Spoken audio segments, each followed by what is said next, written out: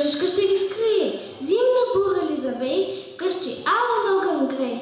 Има ли си те козица, с бяла пухкава брадица и на кривите ръца с по две пиренчени звънчета. Крайко в трава тя връщала, ся се извън ги веселяла и ги хранила с попара, щом тревица покара. Късно сутрин Марзелан дръпнал вейта и орган и побутал Марзеланка. Но невяста котува и си прави, че не чува.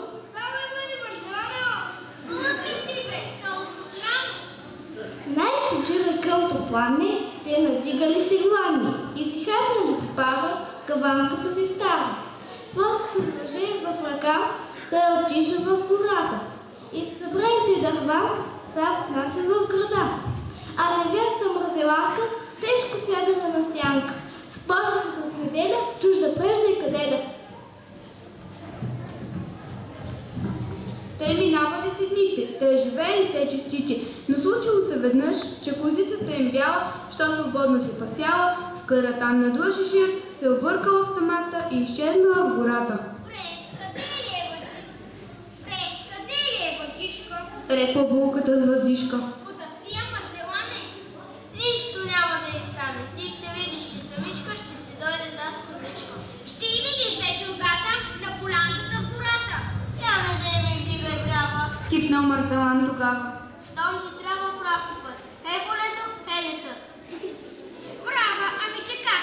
Аз ще тръгна в този мрак да лудея по гората, ти пък спри си до главата и очаквай по чургана за попарата за рана. И разсърдени тогас, легнали си те завчас, пасанували на сън, че се гони с меден звън 200 да кози навън, а в далечен пущенак, да не стъпва кози крак, вълчо срещнал сам самичка, просълзената козичка. Пълюбезно се засмял и завчас я изял. Вдигнали се пак похладни, нашите ленивци гладни, но не яли веч попара в гаванката си стара.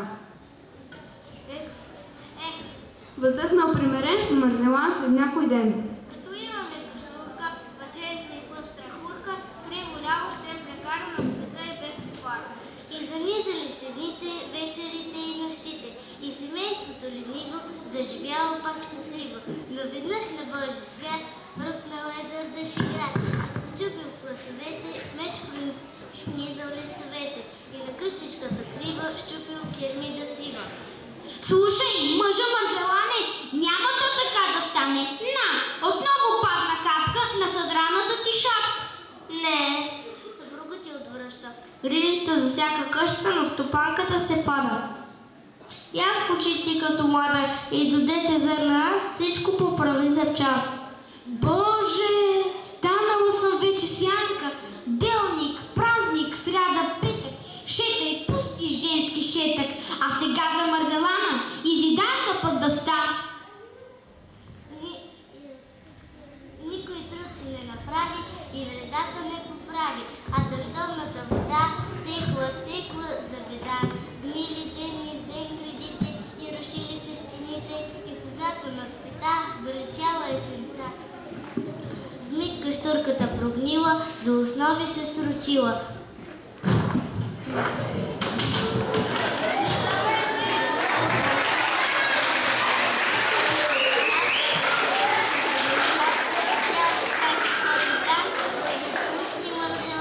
А с кубана глава изпълзяла след това и нещастната стопанка, върговица Марзеланка. Погледали си криво, па заплакали горчиво, че си нямат ни козица, с ръчета и брадица, ни въже, ни хурка, ни пък нисичка каштурка.